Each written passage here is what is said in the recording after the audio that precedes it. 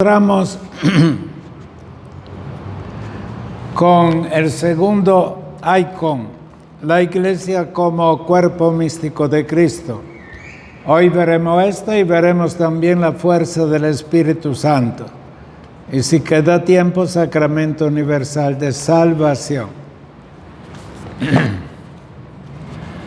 Ustedes habrán notado inmediatamente que cuando hablamos de pueblo de Dios, cuando hablamos de cuerpo místico de Cristo y cuando hablamos fuerza del Espíritu Santo, aquí está naturalmente mencionada la Iglesia como la Iglesia inserta en la Trinidad, según la famosa definición de San Cipriano. De tal manera que hemos ya visto la dimensión de la paternidad de Dios en la Iglesia como pueblo de Dios, y la segunda parte, la de cuerpo místico de Cristo. Ok. Yo creo que la realidad de Iglesia como cuerpo místico de Cristo para ustedes no debe representar una novedad. ¿Está bien la voz? Y les menciono ya, y luego creo que se va a indicar también en las notas, que esta imagen de cuerpo místico de Cristo entró en la eclesiología, especialmente por obra de los jesuitas de la Universidad Gregoriana, en el intento que tenían ellos de influir en el texto de eclesiología del Vaticano I. Y si ustedes recuerdan lo que les expliqué entonces, les dije que los padres conciliares no aceptaron esta modalidad o imagen o ícono de cuerpo místico de Cristo. ¿Por qué? La Santa Sede en ese momento, o el Papa, estaba perdiendo la propiedad territorial, digamos así, de los territorios de la Santa Sede después de 1000 años. Y frente a ese despojo de parte del gobierno italiano de lo que era la propiedad de la Santa Sede, entre ellos los padres conciliares dijeron, y ahora le vamos a dar hasta la imagen de cuerpo místico de Cristo, o sea, una cosa meramente y sobre todo espiritual, y que eso justifica de alguna manera el despojo de los territorios de la Santa Sede. Y eso bastó, ese argumento extra aura, para decir, esta imagen no es adecuada para este momento de la historia. Y en efecto no fue aceptada en el Concilio Vaticano I. Y luego pasaron los años, pasaron las décadas, y se llegó a la Segunda Guerra Mundial, que se desarrolló digamos a comienzos de los años 40, etcétera. Y en el año 1943 el Papa de entonces, que era Pío XII, tuvo la bonita idea de elaborar la encíclica Mystici Corporis, que es la famosa encíclica sobre el cuerpo místico de Cristo, en que él no solamente se sirve de los apuntes que le habían proporcionado los jesuitas como 50 años antes o inclusive un poco más, sino su propia elaboración. Y esa encíclica, pues yo existía en ese tiempo, tuvo mucho influjo en la eclesiología como tal y abrió las puertas prácticamente a Iglesia como pueblo de Dios del Vaticano I. A ver si tengo la mascarilla. ¿O con ustedes puedo prescindir de esto? ¿Sí? ¿Me acusan a quién? ¿A Maduro? Entonces, ¿cuáles son las ideas principales de Iglesia Cuerpo Místico de Cristo? Y repito, no es una definición, ¿ok? Es una imagen, es un modelo, es un ícono, ¿ok? No me vengan a decir que es la definición. Nunca pretendió ser la definición, porque cuando se dice definición se entiende una descripción precisa y medible de una realidad. Es una opción eclesiológica del Vaticano II, del cuerpo místico de Cristo, y ustedes la encontraron ya en Lumen Gentium. Lugar y alcance de esta imagen eclesiológica dentro de Lumen Gentium 7. Esta elaboración del Vaticano II. Se sintetiza la doctrina respectiva del Vaticano II sobre la Iglesia. Los fieles en la Iglesia son constituidos como cuerpo místico de Cristo. Cuerpo. Y el cuerpo, ya dije lo que es la imagen. Cuerpo es algo bien estructurado, indefinible, inclusible, invisible, inclusible, de Cristo, no mío. De tal manera que el origen es vertical. Y esto se realiza por medio de la celebración de los sacramentos y especialmente del bautismo y especialmente de la Eucaristía. El bautismo porque es como entrar en la carta de identidad para entrar. Y luego, naturalmente, la realidad de la Eucaristía donde inclusive físicamente se elabora el hecho de que somos solo un cuerpo. Yo acabo de celebrar ahora y celebré junto con mis hermanos en el sacerdocio aquí de esta comunidad y tuve la impresión clara que estaba celebrando con todos los fieles.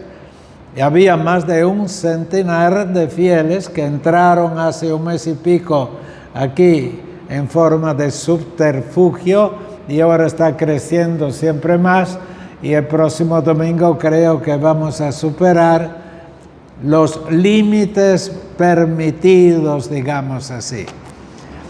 En este cuerpo místico no se da uniformidad, sino diversidad, diversidad de la persona, diversidad de preparación teológica y eclesial, diversidad de aspiraciones espirituales. Ok, diversidad de personas por ser personas. No se trata entonces de una reunión de robots o de gente que se encontró en la calle por puro acaso, sino de personas que tienen una misma fe, un mismo ideal.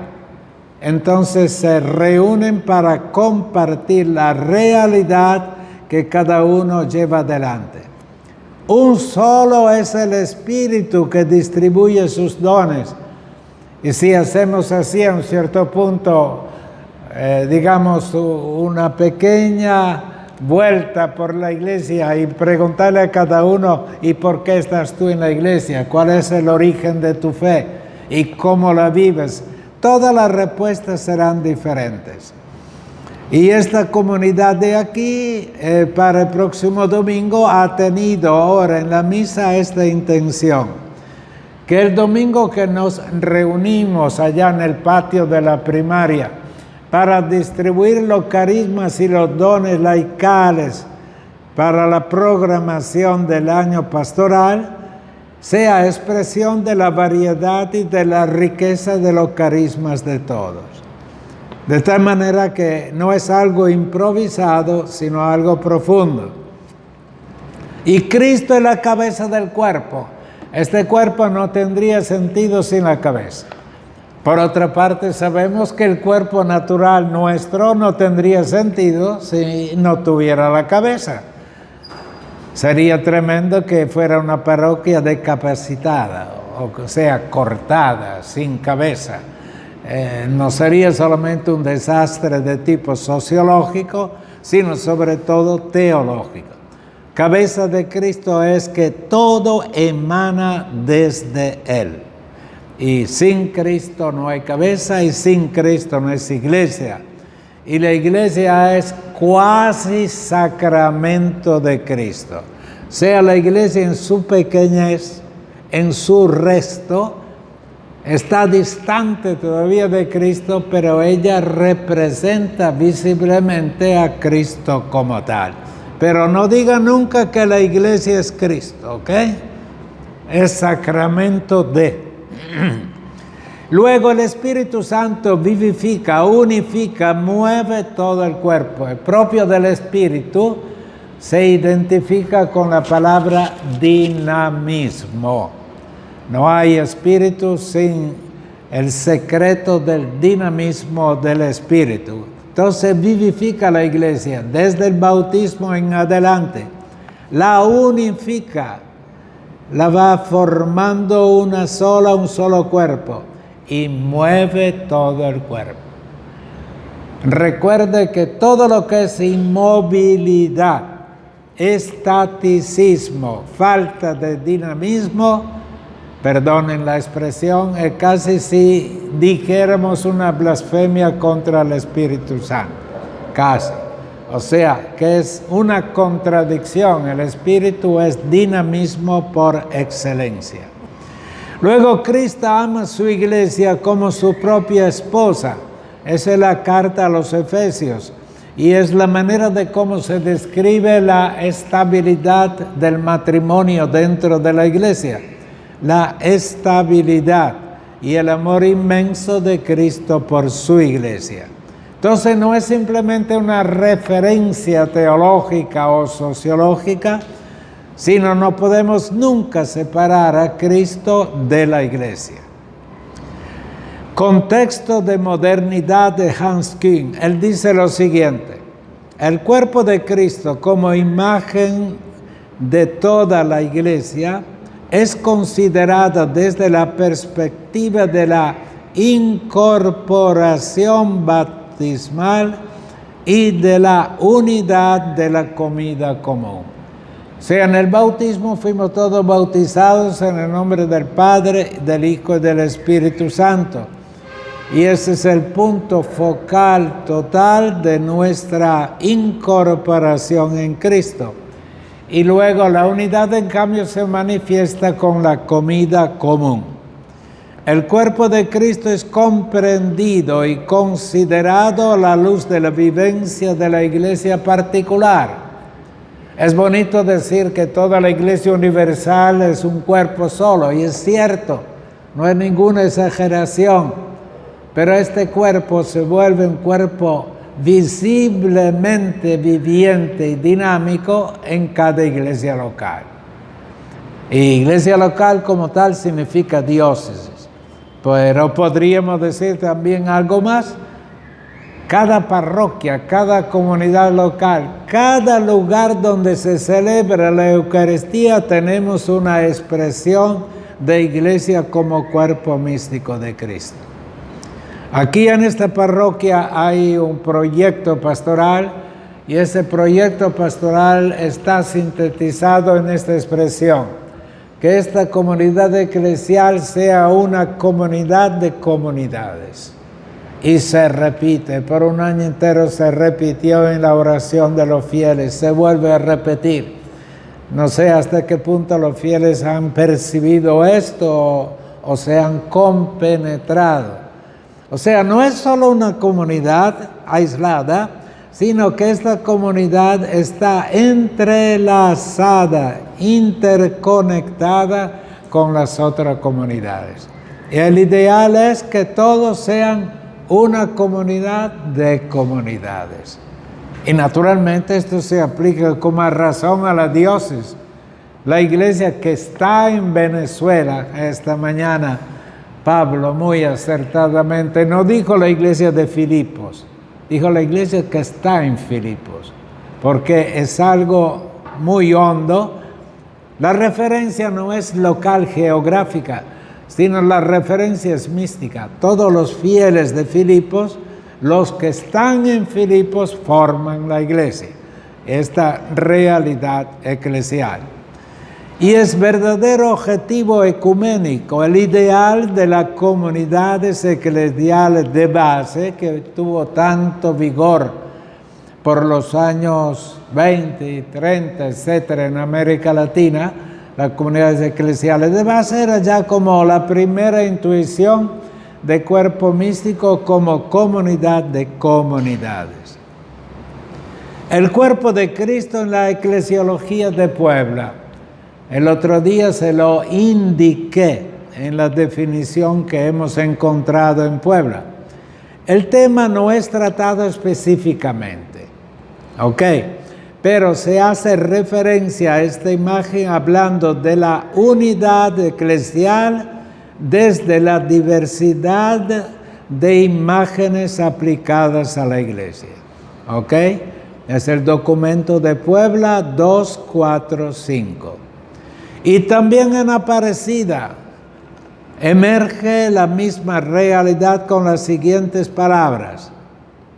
La iglesia como comunidad de amor está llamada a reflejar la gloria del amor de Dios, que es comunión.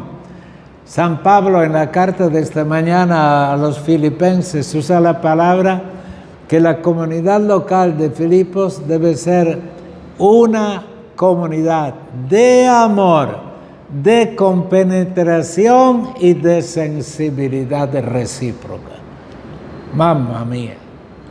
O sea, aquí está la teología unida también al aspecto sociológico como tal. Comunidad de amor, lo primero, o sea que no es una comunidad jurídica como primera característica. Y luego de compenetración, la vida que está en ti es la vida que está en mí. Un teólogo explica todo esto con la palabra circulación común de vida, como la circulación común de vida. Ok. Entonces las imágenes aplicadas. La iglesia como comunidad de amor está llamada a reflejar la gloria del amor de Dios, que es comunión, y así atraer a las personas, a los pueblos hacia Cristo. En el ejercicio de la unidad querida por Jesús, los hombres y mujeres de nuestro tiempo se sienten convocados y recorren la hermosa aventura de la fe. Que también ellos vivan unidos a nosotros para que el mundo crea. O sea, no hay auténtica evangelización y conversión si no descubren que esa es una comunidad de amor. Que también ellos vivan unidos a nosotros para que el mundo crea. La iglesia cree no por proselitismo. ¿Qué es el proselitismo? No sabes lo que es proselitismo, eso es grave. A ver, ¿quién sabe lo que significa proselitismo? La propaganda. ¿Qué significa? Predicar la conversión por propaganda, por ganas de monopolizar la voluntad de otros, no en términos de libertad. Como adoctrinamiento también. Adoctrinamiento es la palabra que más se acerca a proselitismo, pero proselitismo es más fuerte todavía. Prácticamente te quita la libertad, ¿ok? Y, por ejemplo, el Papa, con un poco de exageración, dice que esta era la manera de misionar hace un siglo, en 1800, etcétera, con el triunfo de todas las congregaciones misioneras, entre las cuales también los jesuitas, ¿ok? Que no se excluyan. Y entonces, si uno insiste en el proselitismo como única metodología, pues está equivocado. Y luego que muchos hayan entrado en la iglesia y en el catecumenado a través de una metodología de proselitismo, es cierto. Inclusive cabe la pregunta, ¿era posible hacerlo diversamente? Yo creo que no. Porque era en el tiempo en que en el siglo de 1800, etcétera, los misioneros iban a misionar a lugares donde la nación respectiva era la colonizadora. Entonces, separar al colonizador o conquistador del misionero se torna muy difícil, si no imposible, en el contexto cultural de entonces, ¿ok? Hoy en día ni hablar. Hoy en día misiones en forma de atracción, de presentación de la buena nueva, y lejos de ti todo intento de proselitismo. ¿Entendiste lo que es proselitismo? Ok. Así que no lo practiques, ¿ok? La iglesia crece no por proselitismo, sino por atracción. Esta es una de las frases más fuertes del Papa, que lo expresó desde la primera intervención como, digamos, Papa. Cómo Cristo atrae a todos así con la fuerza de su amor. O sea, viene de Cristo. La iglesia atrae cuando vive en comunión, pues los discípulos de Jesús serán reconocidos si se aman los unos a los otros como Él nos amó. Romanos 12, 4, 13. Y luego, naturalmente, Aparecida 1, 5, 9. ¿Está claro el punto? Esta es la raíz de que se llegue luego a la imagen cuerpo místico de Cristo. El cuerpo de Cristo en la eclesiología de comunión y liberación. O sea, no es un amor, digamos así, solamente afectivo, sentimental. No, no. Aquí se trata de amor que libera, que da vida. Y frente a una comunidad asustada y no todavía sociológicamente libre, hay que preparar el terreno para que eso llegue a ser de verdad, cuerpo místico de Cristo. Cuerpo de Cristo en la eclesiología de comunión y liberación. Se subraya especialmente la historicidad del cuerpo de Cristo. Si lo tienen en la cabeza, quítenselo, que cuerpo místico de Cristo significa algo íntimo entre monjitas de primera contemplación y nada. No, cuerpo místico de Cristo es ensuciarse las manos, es crear comunión, especialmente en lugares donde parece casi imposible, es crear unidad de la iglesia en donde prevalece, por ejemplo, el tremendo vicio de la crítica recíproca entre las comunidades, etc. Y luego, naturalmente, cuando se trata de enfrentar la realidad del cuerpo místico de Cristo en lugares donde no hay amor, por ejemplo, en Sudáfrica, han hecho todo un programa eclesial cuando todavía existía el apartheid, o sea, la separación por raza, ¿no? Inclusive para decir misa había, y lo vi, ustedes pasaban por una zona en donde había iglesias de un lado e iglesias de otro, a orillas de una grande y larga avenida. Y después pregunté, es que aquí van a misa los blancos y aquí van a misa en cambio los negros. Y eso era en vísperas finalmente del derrumbamiento del apartheid. Una vez hecho eso, punto. Y luego visitando la casa salesiana, el colegio salesiano, etc., vi que ya no había separación. Y ellos, dice el director en primera línea, dice, nosotros tenemos oficialmente desobediencia civil. O sea, conscientes de que el gobierno podía intervenir en cualquier momento, pero eran ya los últimos meses antes del fin del apartheid, entonces también el gobierno ya cerraba los ojos. Pero eso por siglos. Y la famosa iglesia reformada holandesa, que fue la iglesia que dominó, digamos, en Sudáfrica por años y años y años, siglos, a un cierto punto justificó bíblicamente el apartheid.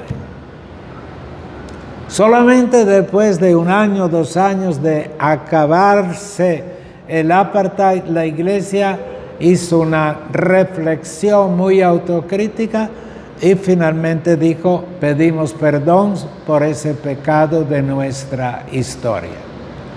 Ok, entonces esta iglesia comprende que todo lo que están en el contexto del cuerpo místico de Cristo, pues vivan como un cuerpo auténtico y un solo cuerpo como tal.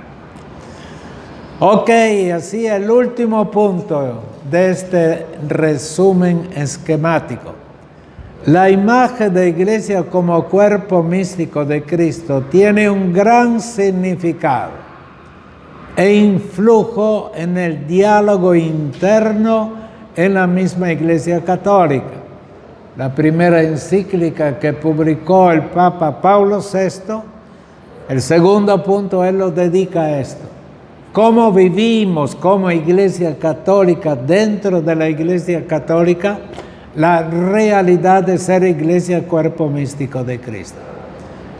Y él analiza muy bien toda esa realidad y entre otras cosas dice, es impresionante ver el nivel de crítica que hay también en nuestra iglesia a nivel de jerarquía, de otro, etcétera, no respetando las exigencias de una iglesia que se reconoce y define cuerpo místico de Cristo. O sea que es una contradicción.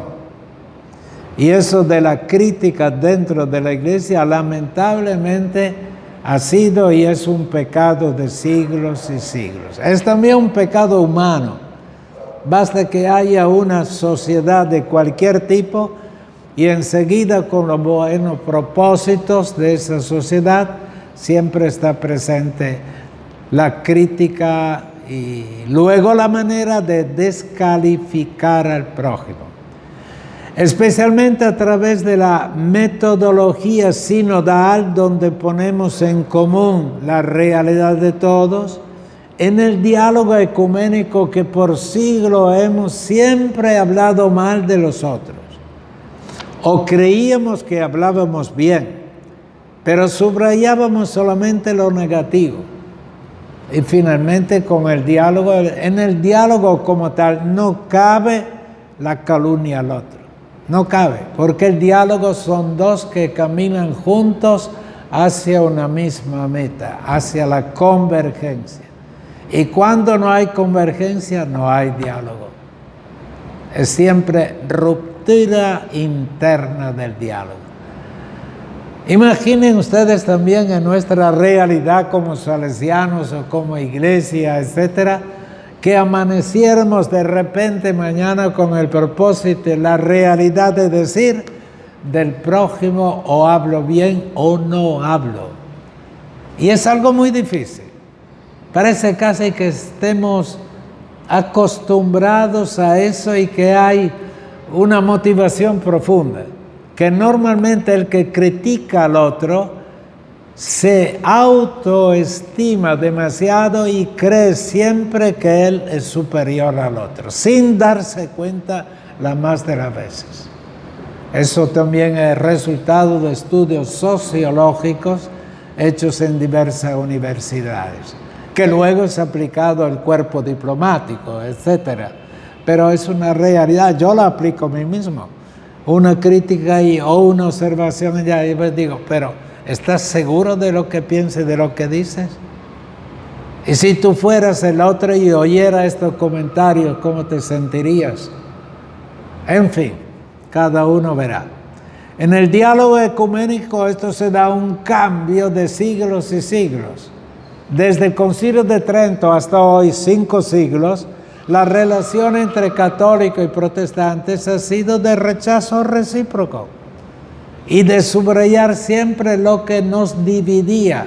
Y lo mismo con las iglesias orientales después de 1000 años. En fin, el misterio de la verdad. Entonces, las comunidades cristianas van hacia el logro de la convergencia en la verdad. En el diálogo interreligioso con el intento de obtener espacio de convergencia, de fe en la trascendencia. Por ejemplo, con los miembros de otras religiones. Y en Asia esto es lo más común. En la India, etcétera, el tener otra religión que no tiene nada que ver con el cristianismo es lo más común. Y entonces, tradicionalmente se creía, no había habido todavía un Vaticano II, que todos los pertenecientes a religiones no cristianas no se salvaban. Tenemos que llegar al documentico del Vaticano II, el valor de las religiones no cristianas, para ver ahí los puntos clave, etcétera. Bien, y luego también el abanico mucho más grande, que los hombres y las mujeres de buena voluntad se salvan, pero no tienen ninguna religión como tal específica a la cual pertenecer. Y el Vaticano II dice que sí, con tal que sigan la recta conciencia, etc. En fin, todo esto son cambios copernicanos, ¿ok? Y si uno no hace en su cabeza un cambio copernicano, pues ustedes tienen suerte. Ustedes han nacido ya en esta nueva época y hay de ustedes si no la tuvieran hecho ya este cambio. Finalmente, en el diálogo con el mundo, ¿quién se imaginaba en el Vaticano I que hubiese un documento como Gaudium Spes de relaciones Iglesia-Mundo tal como lo tenemos en el Vaticano II? O sea, es un cambio muy fuerte. Sobre los principales interrogantes que toda la humanidad se plantea. Cuando sucedió esta pandemia, desde el comienzo yo pensé, ahora sí, que aquí estamos todos involucrados, que lo queramos o no. Y todos tenemos casi los mismos interrogantes, las mismas dudas y la misma contradicción interior, que ¿cuándo termina esto? Y lo que piensa en este momento el budista o qué, etcétera, de cualquier religión, o los no creyentes y todo, etcétera, todos deben enfrentar un hecho mundial que afecta a todos. Y es como arrodillarnos frente a esta realidad y tener una positiva praxis participativa en promover los valores humanos de justicia y paz y de consolarnos recíprocamente hasta donde podamos y al mismo tiempo decir, pero ¿cuándo termina todo esto? Ok. Y uno oye esta frase dicha por niños, niñas, gente adulta y todos embarcados en el mismo viaje. Ok, estas son esquemáticamente las ideas que ustedes deben tener presente en este icono de cuerpo místico de Cristo. Naturalmente, la manera de aplicar todo esto es bien fregado. Así que mire la bibliografía Lumen Gentium 7, punto clave. Hans Küng, la famosa disquisición La Iglesia, Die Kirche, cuerpo místico de Cristo. Son como 100 y pico de páginas.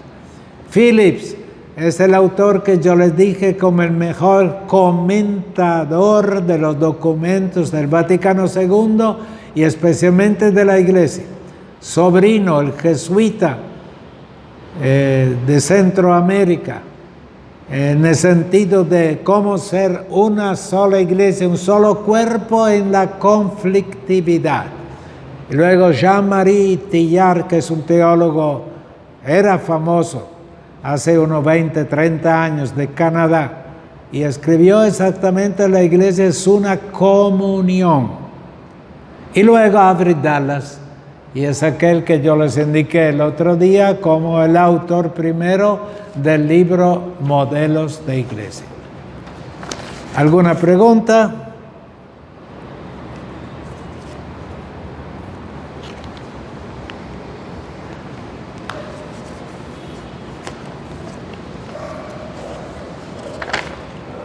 Bueno, vengamos entonces al punto siguiente. Hemos visto la iglesia a la luz del Padre, pueblo de Dios. Hemos visto la iglesia a la luz de Jesucristo, cuerpo místico de Cristo. Y ahora vemos la iglesia a la luz del Espíritu Santo. Ok, la iglesia, fuerza del Espíritu. En teología siempre se dijo que este es el tiempo después de Pentecostés del Espíritu. Desde Pentecostés en adelante se abren las puertas a la intervención del Espíritu en la iglesia. Y la iglesia no quedó sola, no quedó huérfana. Tiene vida, nueva inspiración, nuevo dinamismo, nueva santidad. Nueva manera y más profunda de encontrar la verdad y explicar lo que la verdad estaba como escondida hace siglos, y con la revelación y con la ayuda también del magisterio se llega a descubrir nuevos horizontes de la verdad. Ok, fuerza del Espíritu. Veamos. La historia actual, tanto en el horizonte cristiano como en el horizonte simplemente humano, se desenvuelve hacia el futuro. Hace años había como un repetirse hasta exagerado de que el presente no se explica sino con miras al futuro, y que el futuro atrae y dinamiza al presente actual. Y esto se da naturalmente en la iglesia de manera particular, porque el futuro de la iglesia está en las manos del Espíritu. Y entonces se usa el término utopía. Utos en griego significa no todavía. ¿Ok? Entonces, cuando hablamos de utopía, hablamos de espíritu, de la intervención de Pentecostés, que no lo esperaba nadie, ni mucho menos, pero es como el origen de la iglesia neotestamentaria. La perspectiva del futuro subraya la dimensión del dinamismo histórico, del acontecimiento sobre la institución. Acontecimiento es lo que acontece puntualmente y punto. Y luego institución, en cambio, es lo que visiblemente acontece en la historia. Entonces el futuro subraya la dimensión del dinamismo histórico. Por ejemplo, en los capítulos generales de las congregaciones se subraya mucho esto.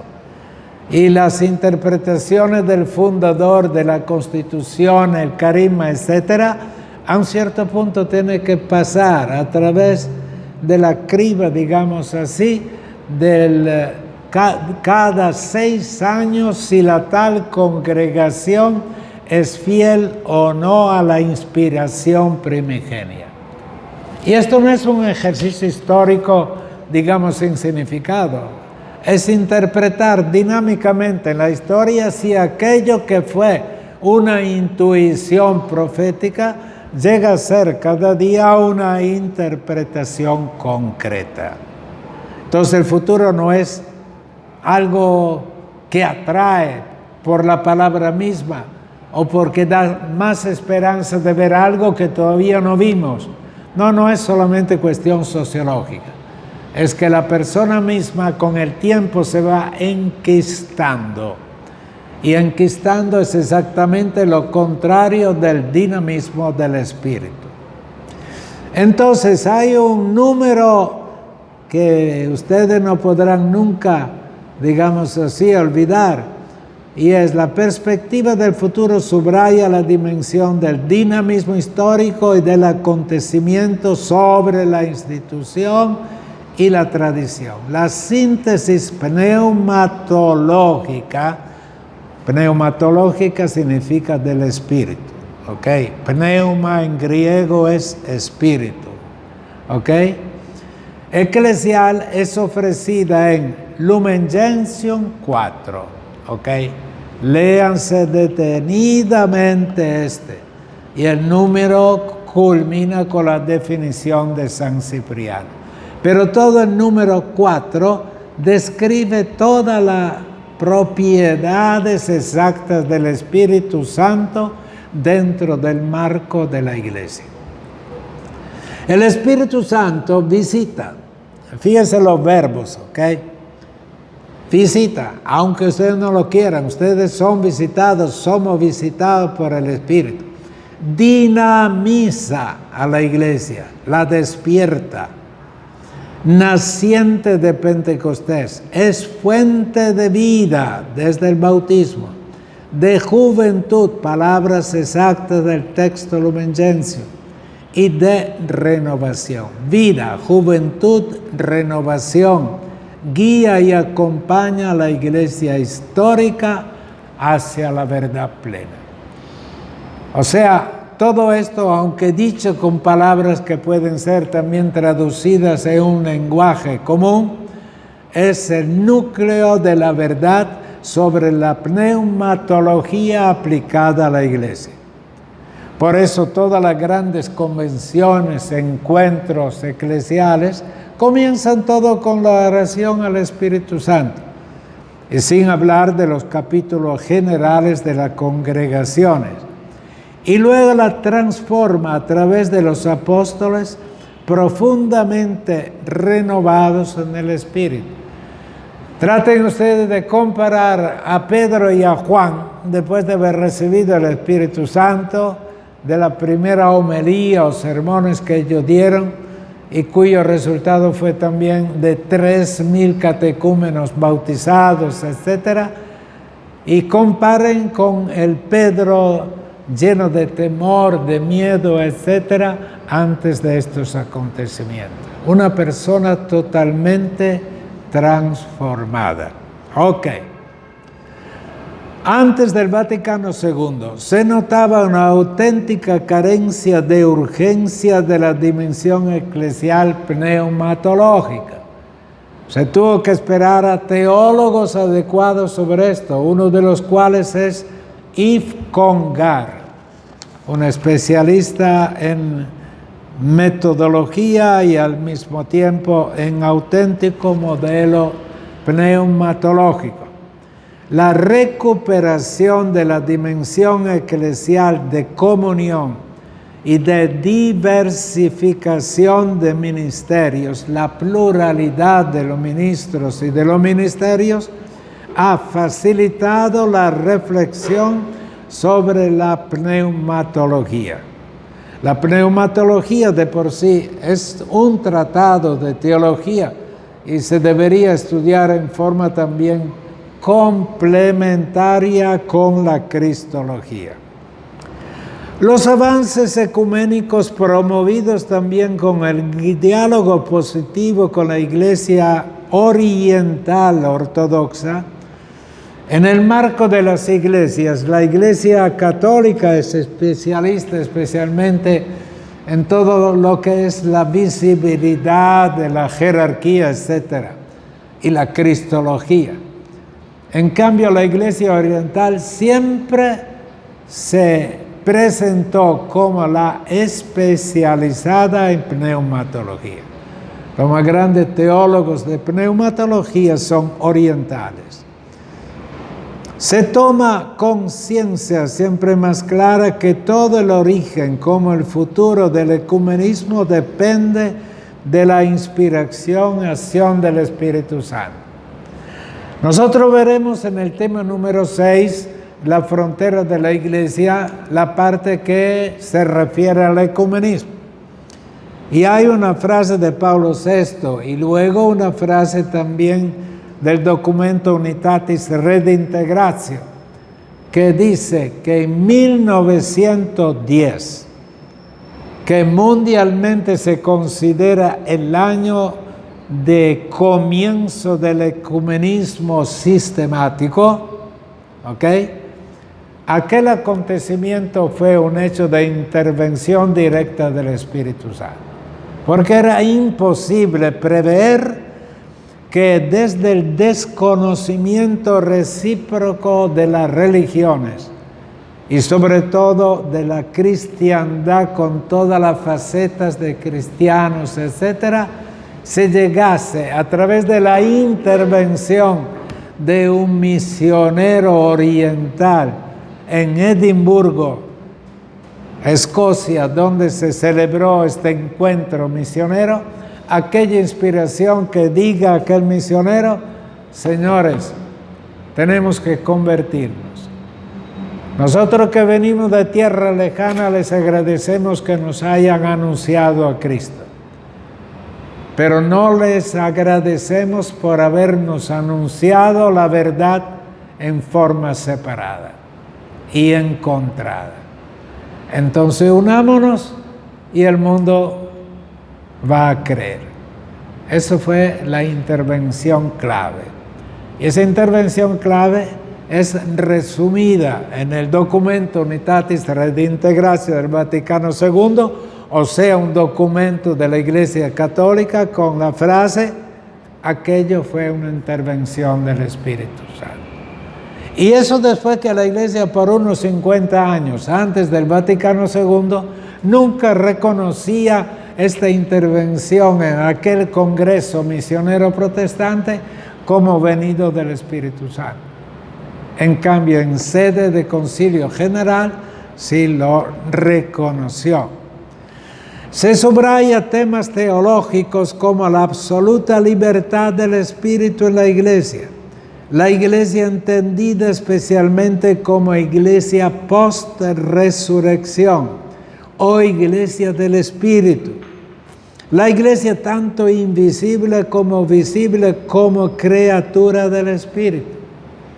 Y naturalmente esto tiene el peligro de que a un cierto punto se subraya únicamente el Espíritu y la invisibilidad y se desconoce la visibilidad de la iglesia.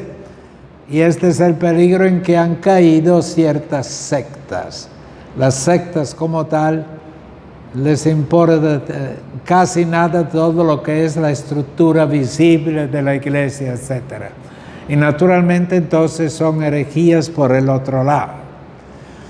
Pneumatología en la eclesiología de comunión y liberación.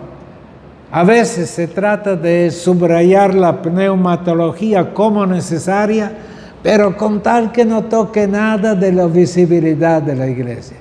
No, la pneumatología es como el alma como tal de la vida de la iglesia y acompaña siempre los cambios visibles estructurales de la iglesia. Y si hay una dimensión en la Iglesia Católica muy desarrollada, pero visible, es la vida religiosa, la vida consagrada. Se considera siempre que la vida consagrada tiene como autor el Espíritu Santo, ¿ok? Y naturalmente la vida consagrada es muy activa, es muy dinámica, y cada congregación tiene su carisma al servicio de la caridad. Y no es algo en contra de lo que es ser emprendedores en la actividad. El Espíritu Santo, en efecto, renueva la iglesia precisamente porque es histórica. Realiza su misión en precisas coordenadas espaciotemporales. Y el Espíritu Santo hace que la iglesia se sienta particularmente sensible a percibir los obstáculos que interponen la realización de la comunión. Y todo lo que es contrario a la comunión naturalmente es contrario al Espíritu y es contrario a la iglesia como comunión. Me acuerdo, estando en Papua Nueva Guinea, se reunió todo el episcopado del extremo de Asia, etcétera, que forman una región aparte, y tuvieron también el concilio ecuménico de esa zona celebrado en Roma, y el problema estaba, ¿cuál será el modelo que nosotros escogemos? Y entonces hicieron un estudio peculiar, literal, del Vaticano II, de todos los documentos, y encontraron que en mucho, la dimensión iglesia, comunión, superaba cualquier otra dimensión.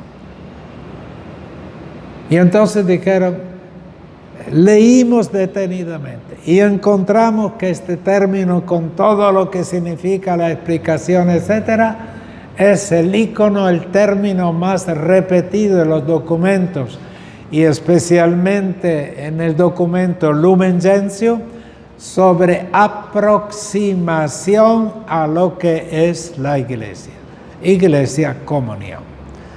Ok, y que esto de un extremo al otro del mundo, ¿verdad?, se llegue a esta coincidencia es muy significativo.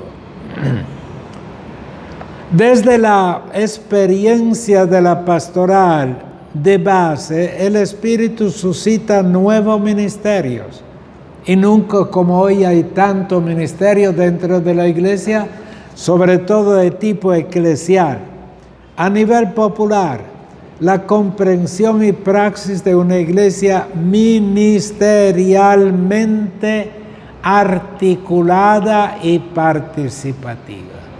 Estos dos adjetivos definen exactamente la pluriministerialidad de la iglesia. Ayer me estaba preparando más o menos algunas ideas que me rogaron que les diera a ustedes unas reflexiones sobre la ministerialidad laical, con miras a recibir el acolitado, ¿ok? Entonces, viene de todo esto. La explosión de los ministerios laicales viene sobre todo de la definición de iglesia como fuerza del Espíritu. Y luego la explosión de ministerios laicales en todas las dimensiones eclesiales como tal. Y eso es fruto del Espíritu. No miremos estas cosas en forma negativa. Eso sí, hay exageraciones, etcétera. Pero recuerden estos dos adjetivos. La comprensión y praxis de una iglesia ministerialmente articulada y participativa, inmersa en la periferia eclesial. ¿En dónde brota y dónde se multiplica todos los ministerios laicales? Vayan ustedes en los fines de semana por la Dolorita, por allá, por tantas otras partes de Caracas, en las periferias, donde no llega el sacerdote porque no hay, y allí los ministerios laicales se multiplican como si fueran mariposas. Y esto naturalmente es una riqueza. La realidad de comunidades eclesiales de base, teniendo aparte y apartando las exageraciones, y la red de comunión entre las diferentes presencias y agrupaciones eclesiales, como por ejemplo diaconías. La diaconía es semejante a una vicaría.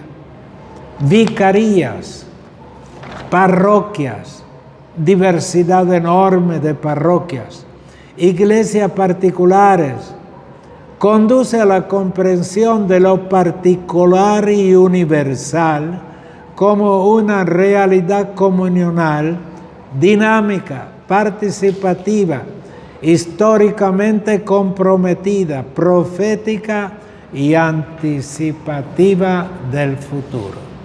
Son todos términos familiares prácticamente en eclesiología de base.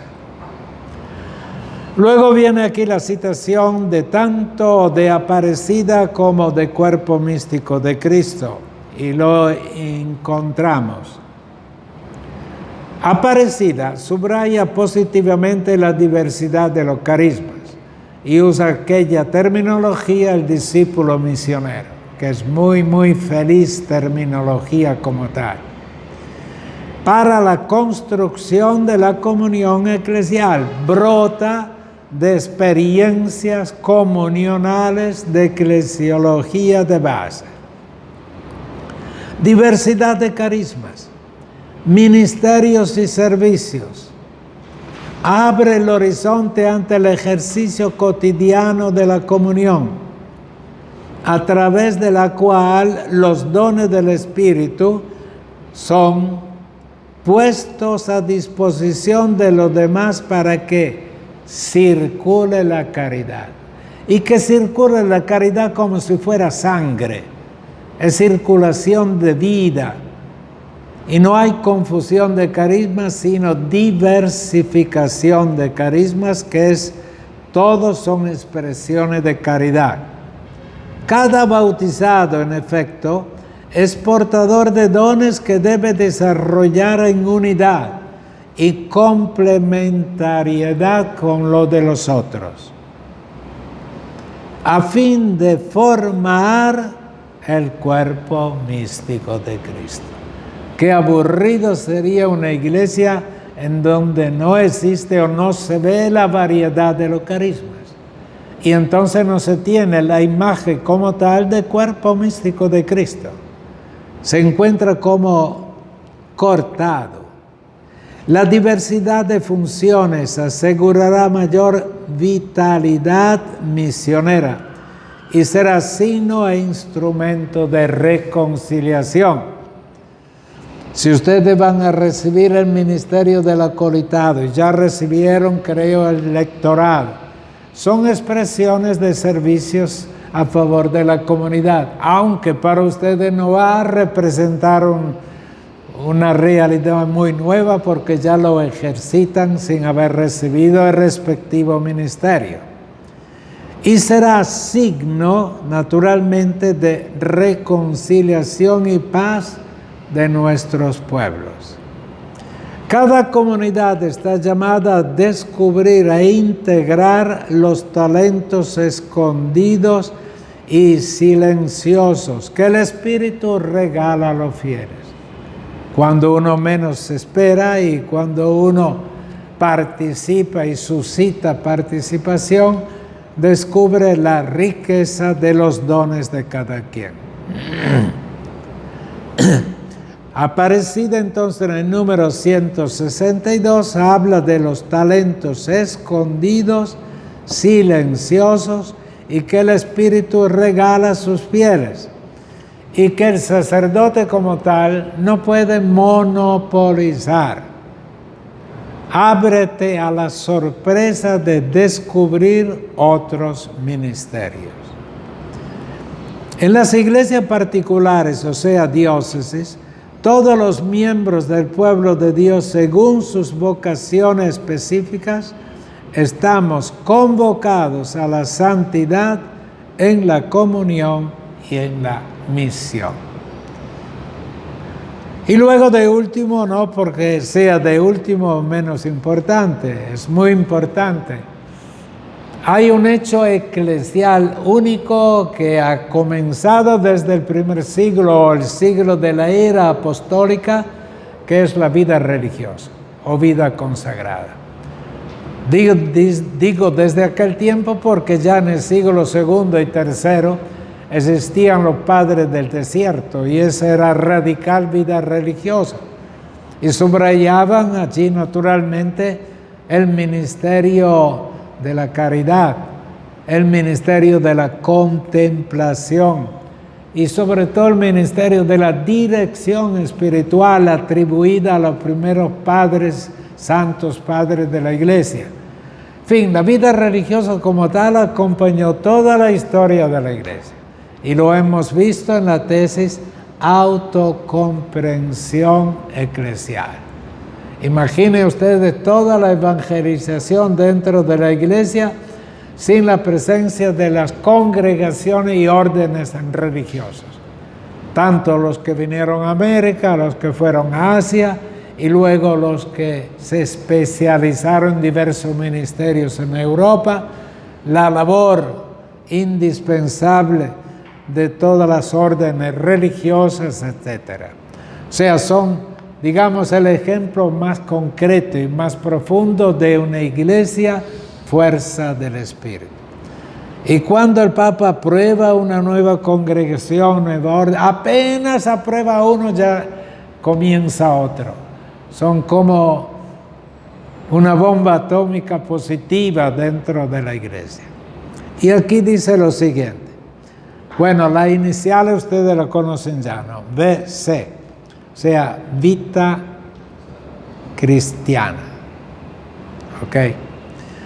La presencia de la vida consagrada o vita consecrata en la iglesia particular y universal manifiesta claramente la dimensión carismática de la iglesia.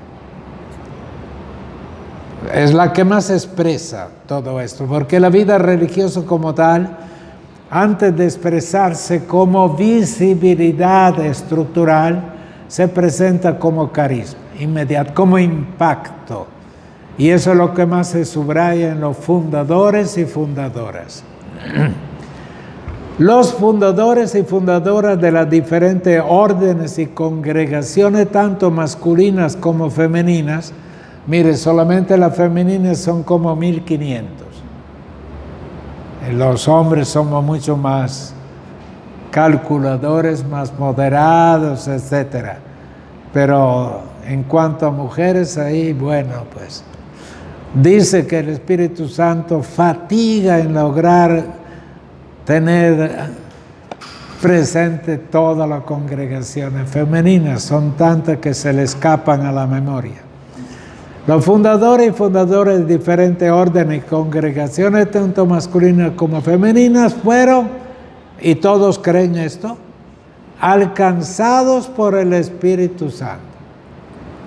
Y con el carisma recibido dieron origen a las realidades más diversificadas en la iglesia, sea para la vida contemplativa como para la vida activa en la misión evangelizadora.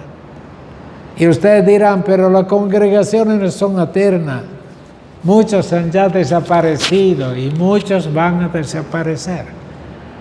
Son acontecimientos para un tiempo, para responder a urgencias de un tiempo.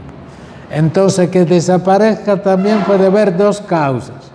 La primera causa es que están ya fuera del tiempo. O sea, este carisma que surgió, por ejemplo, como lo trinitario, para todos los que estaban encarcelados por su fe en el norte de África, etcétera, etcétera, y luego desaparece esta realidad como tal porque geográficamente desapareció. Y otras cosas semejantes a un cierto punto, si no hay una reinterpretación nueva del carisma de antes, aquello va a desaparecer. ¿Y cuántos conventos de vida contemplativa prácticamente hoy en día, especialmente en Europa, están vacíos? Y ahora hay una reconversión muy rápida y continua de transformar en hoteles, especialmente para agroturismo, etcétera, de lo que eran conventos ya de siglos y siglos, y otras cosas semejantes como tal. Ahora, de esto no hay que extrañarse. La otra causa puede ser, en cambio, la infidelidad. Si penetra la infidelidad en la vida religiosa pierde totalmente sentido. Una diócesis nunca va a desaparecer por cierta infidelidad, porque es muy variada, hay muchas parroquias, etcétera, ¿no? En cambio, una vida religiosa, inclusive pequeña en número como tal, y si no son ejemplos de fidelidad neumatológica, etcétera, pues prácticamente están condenados a morir. Yo no digo que esto sea el caso de los salesianos, etcétera, pero también nosotros tenemos pues que mirar claramente. Nosotros el máximo que habíamos llegado en cuanto a números por los años 50 y 60 éramos 22,000. ¿Okay? Yo hice la profesión en ese tiempo. 22,000 era prácticamente, éramos segundos solamente a los franciscanos y a los jesuitas. Jesuitas primero, que eran 36,000 en aquel tiempo, aparte del hecho que los jesuitas fueron suprimidos en el siglo XIX y después de nuevo reabiertos. Y entonces después ahora los jesuitas de 36,000 que eran, ahora son 17,000, o sea, la mitad. Los salesianos éramos 22,000, ahora son entre 14 y 15,000. Los franciscanos, que eran los segundos, ahora son terceros. Bueno, ellos están divididos en 3 órdenes, digamos. Y así. O sea, hay que abrir los ojos y uno dice, el problema hoy es qué significa vida religiosa para el mundo actual y para la juventud actual. Ellos están como para entrar en un convento tradicional, etcétera, de muchas precisas reglas como tales. En fin, qué tipo de cambio, qué tipo de transformación. En fin, los jóvenes de hoy no esperan. O es algo que les llama la atención o simplemente no entran. Okay. Bueno, y termino con esta reflexión. La presencia de la vida consagrada en América Latina ha adquirido y adquiere un significado particular y novedoso en la espiritualidad eclesiológica del continente, y la misión llevada a cabo por los religiosos ha hecho posible el origen, el desarrollo y la consolidación de la Iglesia en América Latina. Trate de recordar las órdenes religiosas que llegaron a América Latina cuando el tiempo de la conquista. Sin ellos prácticamente no habría habido iglesia. Ellos fueron los fundadores. La misión llevada a cabo era posible el origen, el desarrollo, la consolidación en algunos países de África y Asia y la localización de los líderes de la iglesia junto con la promoción de vida consagrada local. En algunos países esto se ha desarrollado mucho, en otros países muy pocos. Bibliografía específica, Lumen Gentium 4, que es la dedicada a la pneumatología. Luego 7 imágenes de iglesia y el número 8. Luego, autores varios, Models of the Church, es el libro exactamente de Avery Dallas, los modelos de la iglesia. Luego Marinsky, el pastoralista latinoamericano, de alguna manera el protagonista número 1 de comunidades eclesiales de base. Y luego Quirós Magaña es un buen teólogo de eclesiología, pero escrita desde América Latina. Habría muchas otras cosas, pero esto es suficiente. Y ahora ustedes tienen 4 minutos de descanso.